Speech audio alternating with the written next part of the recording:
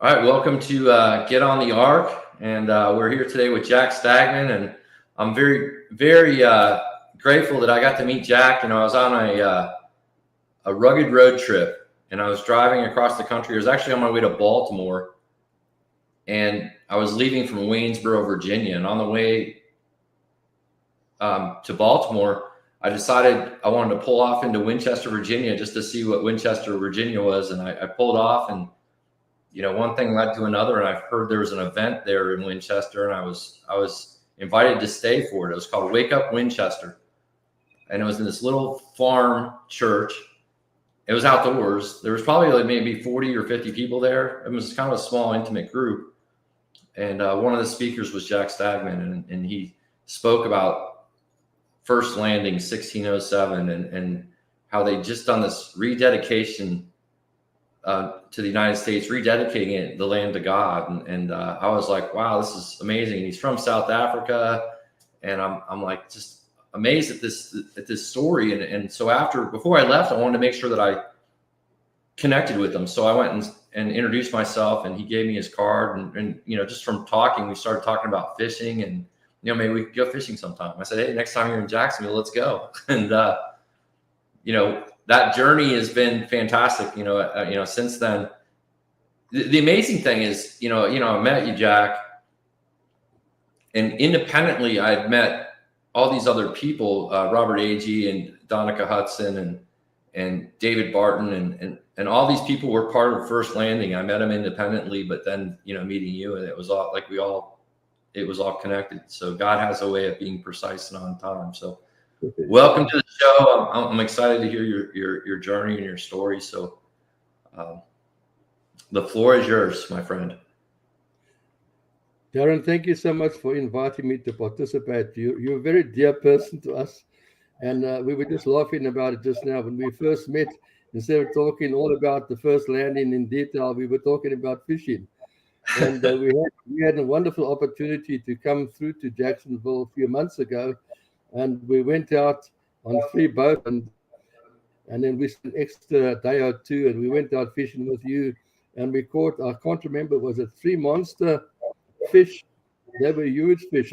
So we had a wonderful time with you. So you're very dear to our heart, and thank you for doing what you're doing. It's very awesome. So, my story goes back quite a few years ago. First of all, my family immigrated from England in 1700.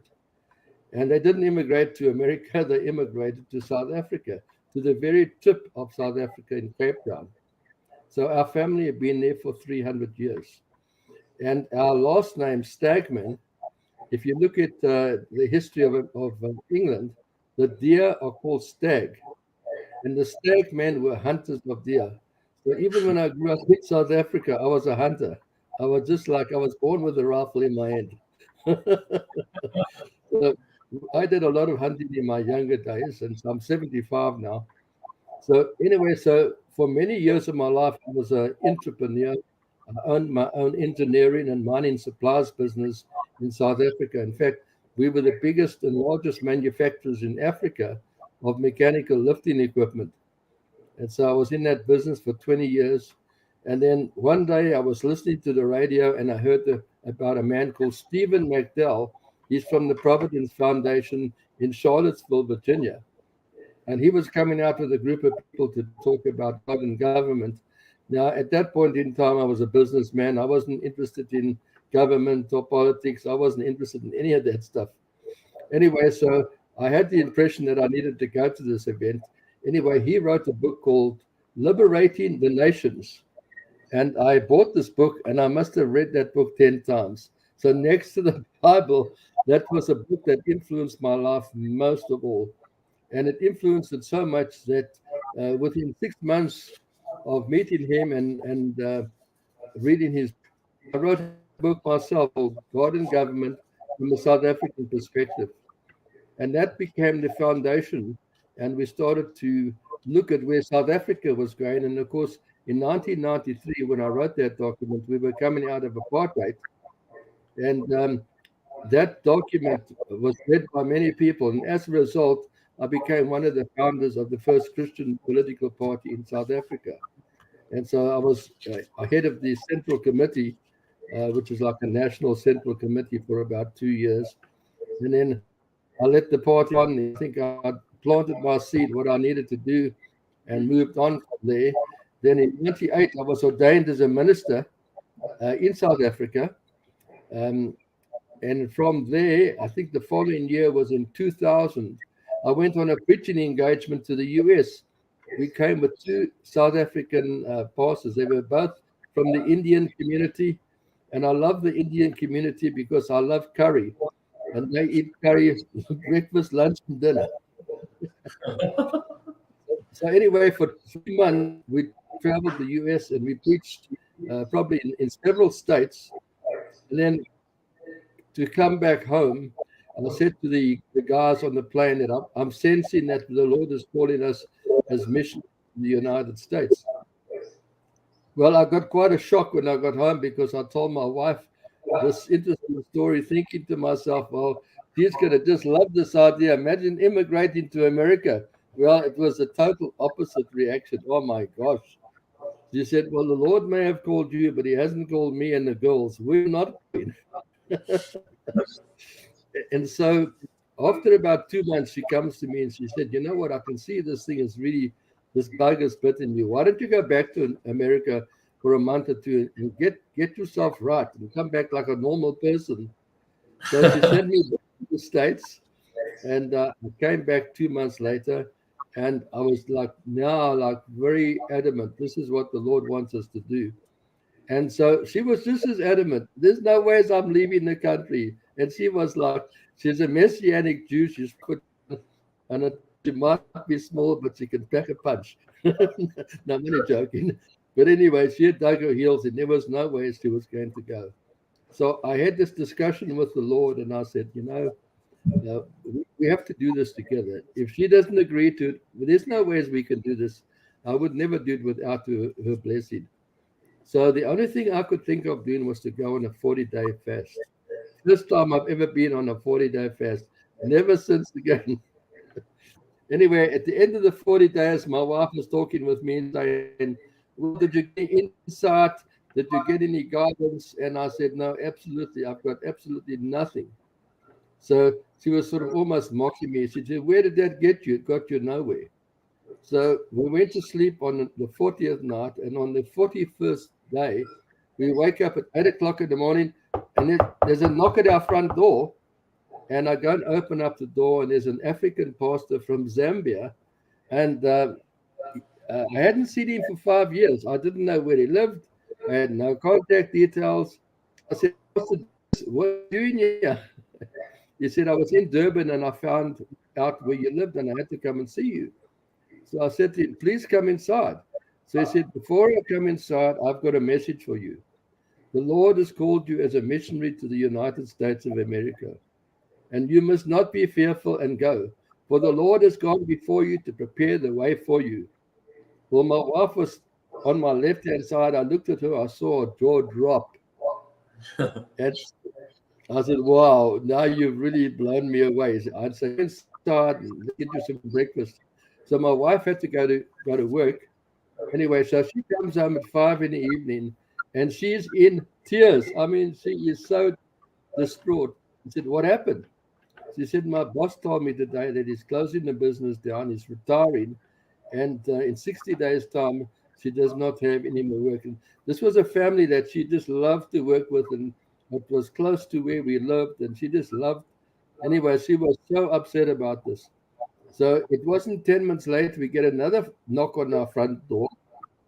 And at that point in time, we were renting a house. We had sold off our property and we were renting.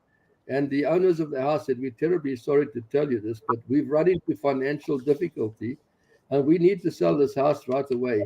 Would you be able to get out in 60 days? And at the same time, we got an email from a church in Percival, Northern Virginia, which is where we were based. And they said, if you ever want to come out, we have a family that's offered a home for you for a whole year at no cost. There's furniture, everything. Anyway, so that was the 41st day. The 42nd day, Sylvia comes to me and she's in tears. She said, "What must we do to go?"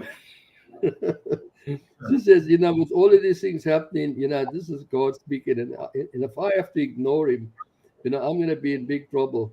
So she said, "Honey, what do we need to do to go to America?" And I said, "Well, I don't know."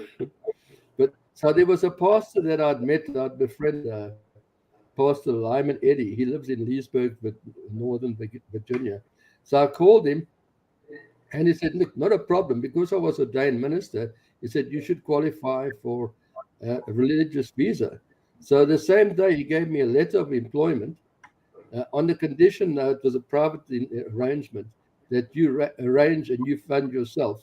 You can collect the funds and put the money through the church. And so he gave me a letter that same day. And on the 43rd day, I walk into the offices of the consulate in Durban. And 48 hours later, I had religious visa for my entire family. And 60 days later, we're gone. And, the interesting thing is, being a businessman, I can make myself, I can go anywhere and get things going. And so I said to my wife, "Honey, you're not going to believe this, but I believe the Lord has really called us and he's gone ahead of us. And if he's gone ahead of us, he's prepared everything and will look after us. Let us take everything that we own, give it away to friends and family." And now people think that's ridiculous, but that's what we did. We gave everything away and we came to the US on, listen to this, April the 1st, April Fool's Day. We arrived in America 2001. So we arrived, I think we had 2 suitcases each. I had 2 daughters at the time. One was 11 and the other one was 7. And so people wanted to know, well, who's going to send in organization? And we said, no, we don't send organization. Jesus has sent us here by divine intervention. Wow. So anyway, we've been here now 24 years and we became citizens 5 years ago. And, one of the things I had in mind was to run for Congress, but you have to be a US citizen for 7 years or longer. And so it's 70, we've been here 5 years now. So I reckon now it's a bit late to do that now. So, but I can still work. I've got a passion for good governance. And so about 15 years, I headed up the Ministerial Association. I founded it. We had a whole board, and I was the go-to person with all the churches in the region. There are very few that actually agreed to work with one another. That was the biggest challenge of all. But anyway, so I worked in that area. So I had a good sense of what had happened to the church and how the church had been largely silenced in America. In fact, I've written about it in a 37-page strategy document. I've incorporated a whole section on what a church. So I'll into that.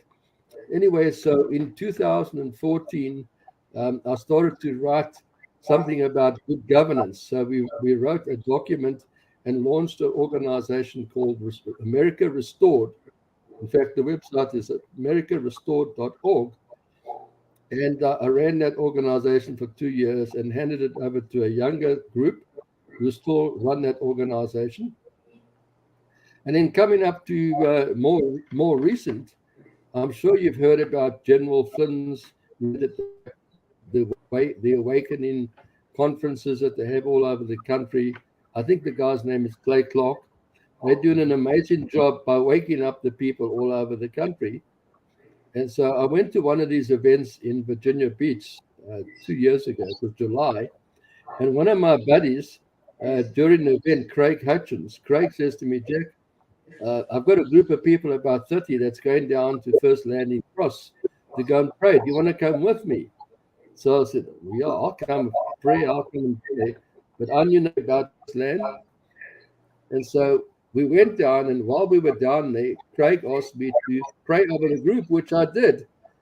And in the middle of the prayer, I was arrested. I felt the presence of the Lord in such a significant way. I couldn't understand what was going on, but it was like a great sadness that came over me. So I prayed about this for a week, and a week later, At 3 o'clock in the morning, I wake up and I've got this download. Did I hear anything? No. It was like a download into my spirit, and this was a download. Go back to origin, go back to origin. And I had no idea what that meant. I mean, it was like I'm getting all these things. I don't know what's going on. So I called Craig the following day, and he put me onto a retired vet who knew the history of Virginia Beach. And this is what happened. In 1607, the 29th of April, the first 3 ships from England arrived to come and dedicate the land of England to God. And they arrived at Cape Henry, which is actually in Virginia Beach. And so the 3 ships were anchored for 3 days, and they were praying and fasting before they went ashore. They had brought with them a wooden cross, which they were going to plant on the shore at Virginia Beach. And that's exactly what they did. But lo and behold, the pastor, Reverend Robert Hunt, he makes a proclamation, a dedication of covenant on the beach. And 99.9% of Americans do not know this history. And so they came ashore, they dedicated the land to God. They then went back on the boats and they went down the James River. And 3 days later, they arrived at what became Jamestown. So we all know about Jamestown. And of course, we know in 1620, we know about the Mayflower and all what happened there. So I started to do some research, and then suddenly it dawned on me. It was so simple. Going back to origin means, where did the gospel first come into America, where the land was covenanted and dedicated to God? Well, it became evident. That's that's what we have to do. We have to go back, and of course, we didn't know how to do this. There was my friend John Blake and Craig and myself, and we old guys, and so I wrote a paper on this whole what I'd learned. It was a 25-page document, and then I sent it to a friend of mine in South Africa, who you've actually interviewed him. What is his name? He's just forgotten his name now. He's a pastor from Cape Town. You interviewed him recently. Sorry, his name's gone out of my head. Anyway, so he said, you've got to contact a friend of his called Donica Hudson. And they'd known each other for a good many years.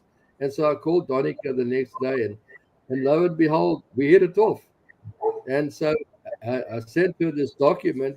And before we knew it, I mean, we were just a bunch of old guys not knowing anything about social media, how to organize big events like that. I mean, we were really useless. So before we knew it, we had Donica introduced us to Robert and Jamie Agee for Banners for Freedom. Wonderful, wonderful couple. And so next thing, Robert said, well, we need a website for this. And before we knew it, we had a website going. And there were 5 of us. And we worked for 5 months solid. I mean, we really worked hard. And we had an event at Virginia Beach where we had just under 300 people. And we had people like Glenn Beck, who was one of the main speakers, Michelle Bachman, David Barton was there, and a bunch of other really important speakers from all over the country. And so we began to see that this was like the remnant of God coming together. They were coming from all over the country. But the interesting thing is, Donica felt that we needed to have a covenant that dovetailed into what Robert Hunt was saying when he made a covenant.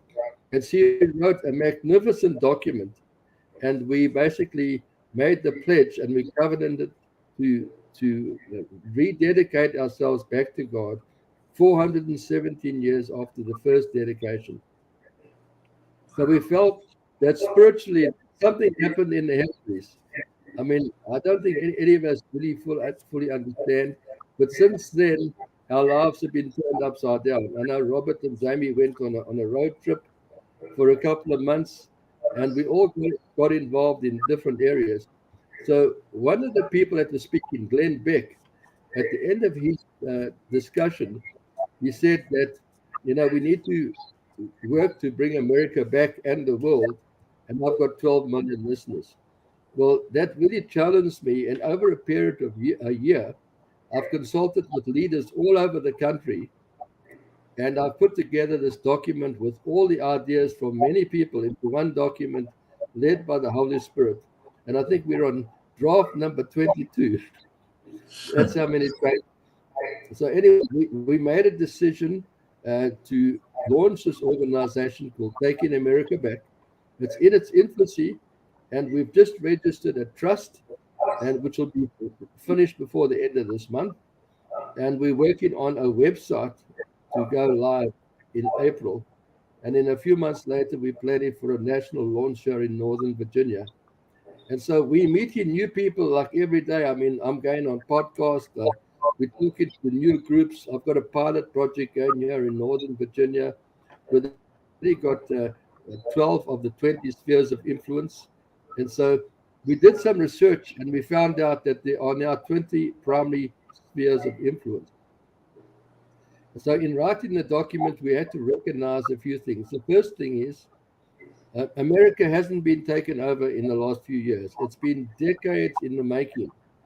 And the satanic global elitists have been working for generations to take over not only America, but the world. And so we have to recognize that all areas that we're talking about, whether it be education, agriculture, government, media, I mean, we all recognize today, we have to recognize that it's been infiltrated and taken over. So in talking with General Flynn, he was speaking about it's no good working at a national level or a state level.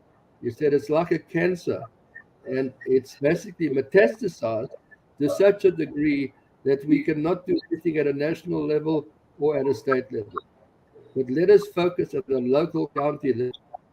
So the vision of Taking America Back is to mobilize 100 million people in the next 10 years at the local level, and for each person to identify which of the 20 primary spheres of influence they are connected with. We will then connect them at a local level so that, for example, if we put out a podcast on education, it'll only go to people that have indicated they are specifically interested and have a passion about education. And so we're at a stage where we started to write a number of documents, one on education that's nearly finished. We've got a group that's written a document on the declaration on the military. It's a one-page document, but it's a wonderful document. And we're working on another one on the medical side. So we were hoping to have 20 documents. What is wrong in that sphere of influence, and what is the biblical way of resolving the matter? And so we're living in exciting times. You know, I think to myself, these 75 years has been a time of preparation. And this is the time that I was born for. And the team that the Lord has brought together to work together, they are the most amazing people, and they've become our family. Like you've become part of our family. It's just been amazing how the Lord is bringing his remnant together. And, you know, we've all got our different strengths, and we all got our different lanes to ring. Some of the guys are involved with the vets. Some are involved in media. Some involved in education. And so we want everyone that already has that area that they want to run. And let's release them and come alongside of them. And let's take this country back, because we're at a time where it's the most critical time in all of history, and we don't have long to do it. And so it's a case of hands on deck to save this boat going down, because it's that critical. So we're all dedicating ourselves to helping to save America, and we're looking forward to that website becoming available shortly. So that's a wrap. I'm sure you got your questions. Wow. Well, I mean, it's fascinating the journey and what God does when just in you sharing about coming to America and your wife Sylvia. Yes. And how God made the path. I mean, he even made it so obvious with her losing her job and you losing the house you're living in, and everything was just aligned for you. And then the first landing. So the way God brought you to Donica and to Craig and Don Blake and the way he's just aligned all these people has been supernatural. And so after the first landing, and I wasn't there, but I did hear Glenn Beck's speech, and it was, wow, what an amazing speech he gave. It was. And then wasn't it right after the event there was like a lightning storm, like right after you read? That's an interesting part that I actually left out. But there was a tornado immediately after the event. Now, I've only visited Virginia Beach a few times, but all the local people tell us that in their history that they can remember, they've never had a tornado in Virginia Beach. And I understand that it started off there was one local church that we were involved with. It started off at that local church, and it went through the town. It damaged many houses, but nobody was hurt. And it went straight through the cross, which is on the beach. It's not a wooden cross any longer because it obviously was replaced many years ago. There's a concrete cross, but everything around it was destroyed. And this tornado went straight out to sea, and it went right through where the cross was located. So something happened in the heavenlies. I'm not going to explain what it is because I really don't understand it all. But my goodness, that was an amazing thing that the people witnessed. So it was like God was saying, you've rededicated yourselves back to me, and I'm, my real desire is I hope President Trump gets elected. Yeah. Not that he's a perfect man; he's very imperfect, believe me. But right now, there's no other hope for America, and we would love to see him go and rededicate America back to God at first landing. And that's my hope and my prayer. Whether that comes to true or not, I'm not sure.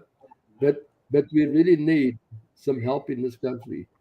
Things are very bad. I mean, just look what's happened now with Baltimore.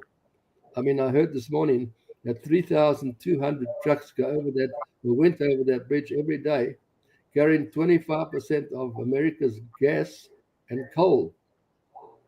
Now, I don't think people have realized the implication of that. And so it's years to fix. And so all of these things are happening in America. I mean, look at all the people coming across the border. There are millions. I don't know how many. They say 12. There's probably more than 12 million that's coming across. Many of them are young people of a military age. And I've got a sense that something is planned, that we're going to have, they call them black swan events. I think that we're going to see a series of these happen. And we need to prepare ourselves for what is coming, because I think a lot worse is still to come to America. But I'm optimistic that although the evil is increasing, the Lord's goodness is increasing, and he's bringing his people together. And so, I'm optimistic about the future, that we walk in hand with him, and he's directing our direction, he's directing our purposes, and he's bringing us together like never before. So, just meeting you, it's such a blessing. Yeah. And just look how you have developed since we've met you. You're doing your own podcast, and you're speaking with many people, and I can see it in your face. There's something special about you. So anyway, thank you for all you do, dear friend. Well, thanks, Jack. And God is just moving. I know what he's doing to me in my life, and I see it in a lot of other people's lives too. And so he's on the throne, and he's in charge, and he's moving his people in a great way. So what was interesting is the way that I met Jeff Sisk, the supernatural encounter that him and I had. Yes, and that's right.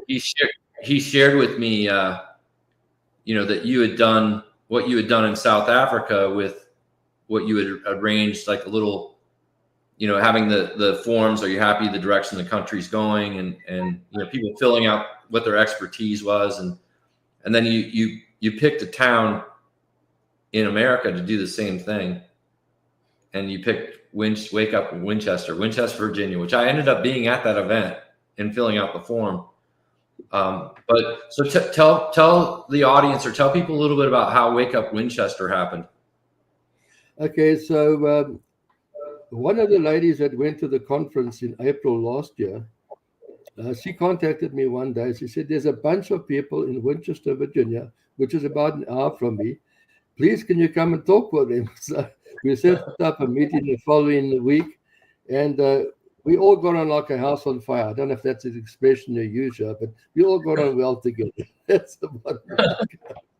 So anyway, they said, look, they've got about 60 people that are meeting every Monday, and had been meeting for a year, and they had already a conference that they'd had 2 months prior to me meeting them. And they subsequently had 3 conferences. And on the 6th of April, shortly, they're having their 4th conference. And I'm one of the speakers at that conference. So I've been meeting with that group every Monday at 1:30. He's got a leadership team, and I've been meeting with that group. And I've said to them, we need a pilot project for America. We can't just take this to America. We need to have some place that's working. So we introduced the idea of the 20 spheres of influence. And in fact, Dana was out visiting us today because they've got a radio station in Winchester, and we've actually got one on the retreat center where we live. And he came through to have a look at it. So anyway, so we're working with them, a wonderful bunch of people. They're very committed. They're patriots. And they have about 60 to 100 people meeting every Monday night. And they've broken them into the different areas like education and agriculture, the technology side of things. And I think they have a wonderful future. And let's say I'm working with them so that when we have our national launch in a few months' time, that we'll be able to encourage other counties that this is how we do it.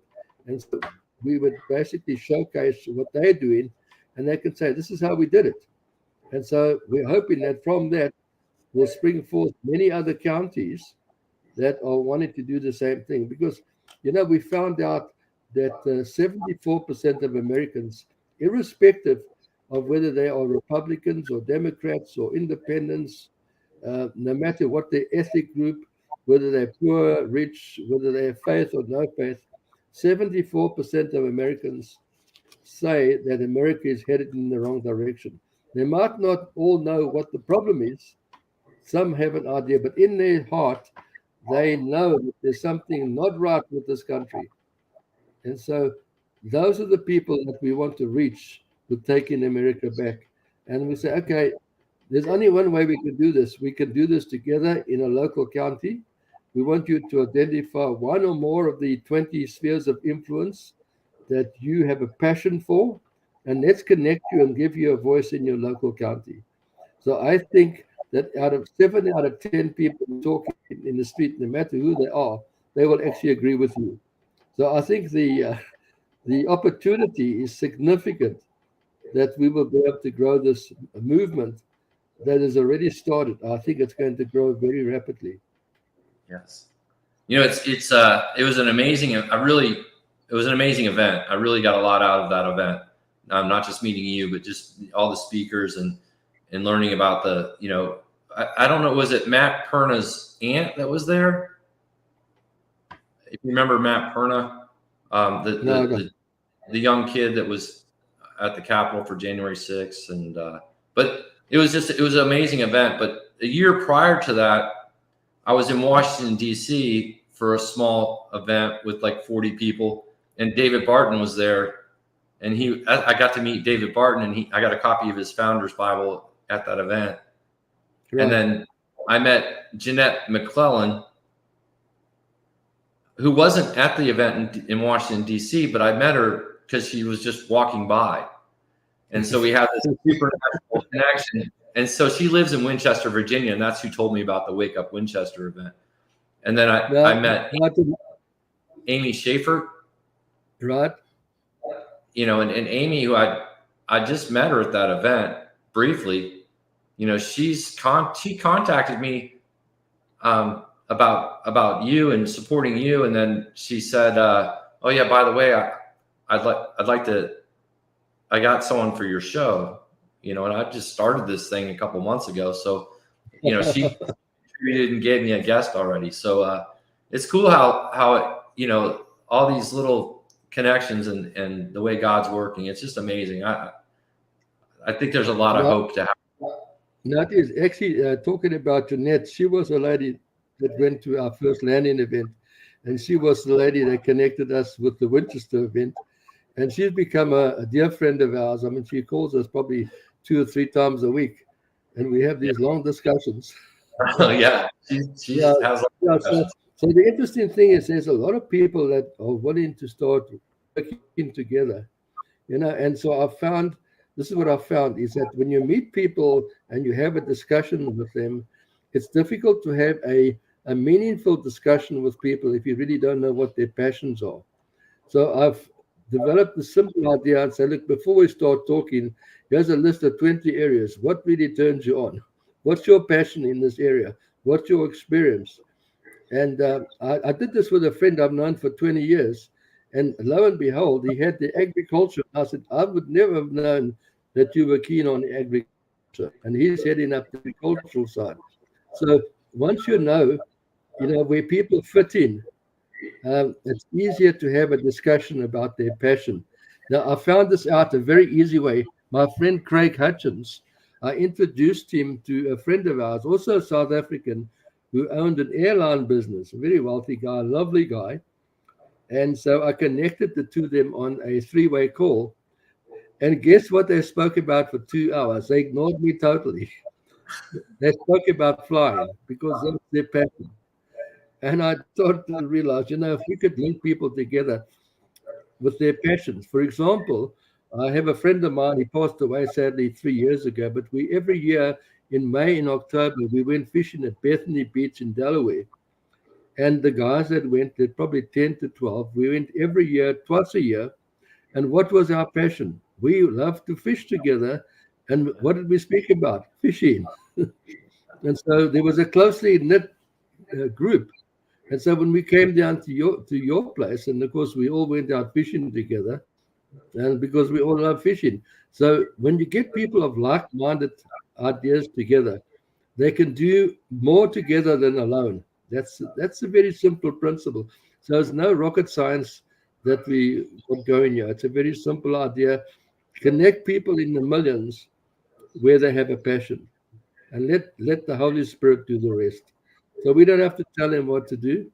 We just have to say we have to save America. You work out for your area what you need to do. We're not telling you. We want the Lord to tell you. Right.